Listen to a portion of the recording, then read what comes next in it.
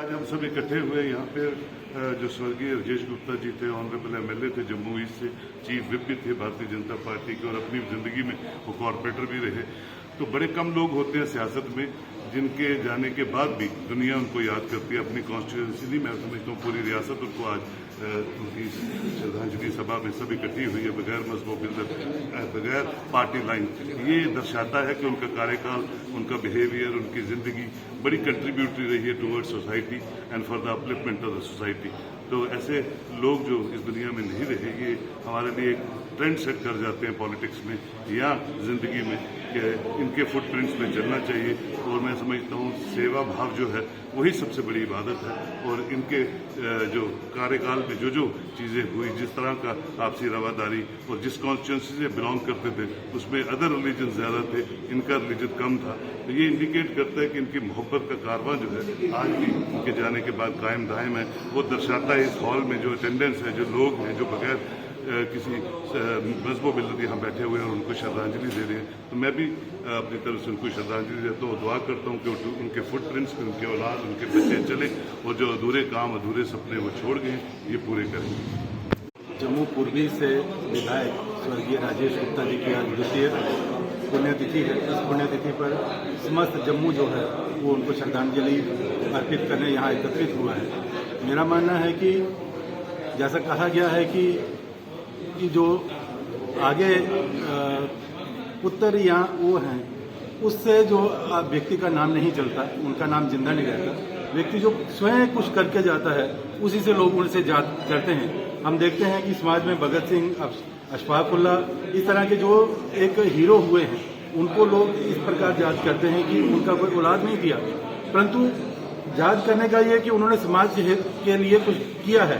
इसी प्रकार राजेश गुप्ता जी इस समाज के लिए कुछ करके गए हैं, इसीलिए लोग आज उन्हें याद करते हैं। आज उनकी द्वितीय पुण्यतिथि पर मैं भी भावभीनी श्रद्धांजलि उन्हें अर्पित करता हूं।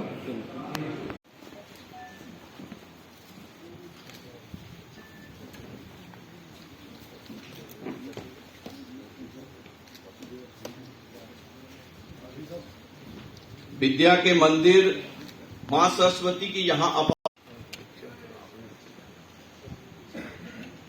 केशव चोपड़ा जी भी हमारे मंडल अध्यक्ष हमारे बीच होगा।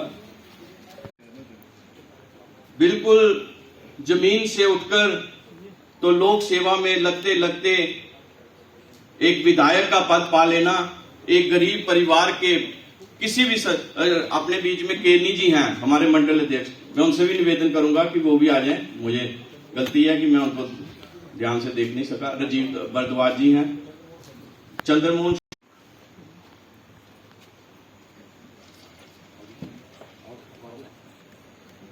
एक फकीरों की जिंदगी राजेश गुप्ता जी। आज हम लोग यहाँ पर यात्री निवास में जो है वो यात्रियों को जो अमरनाथ, श्री अमरनाथ जी की यात्रा में श्रद्धालु पूरे भारत से आते हैं, पूरे विश्व से आते हैं, उनके लिए किस प्रकार की सुविधा की जा रही है ये देखने के लिए हम लोग यहाँ पर आए थे।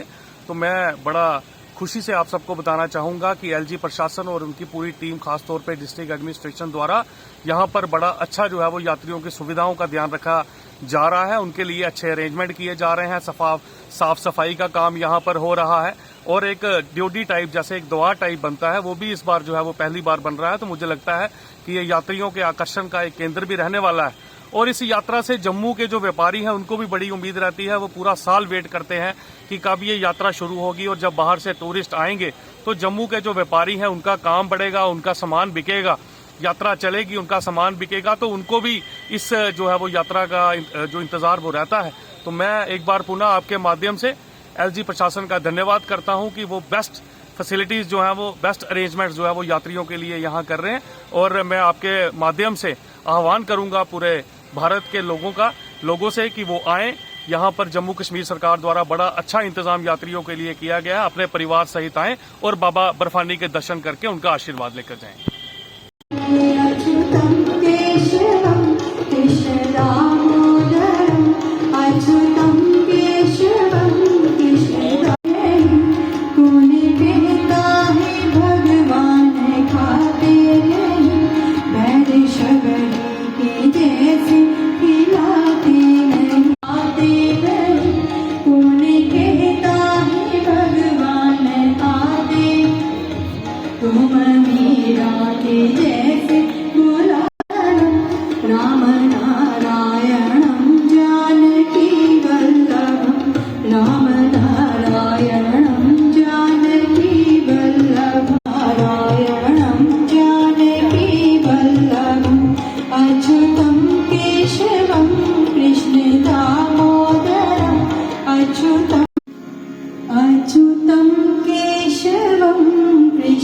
दामोदरम् अच्युतं केशवं कृष्ण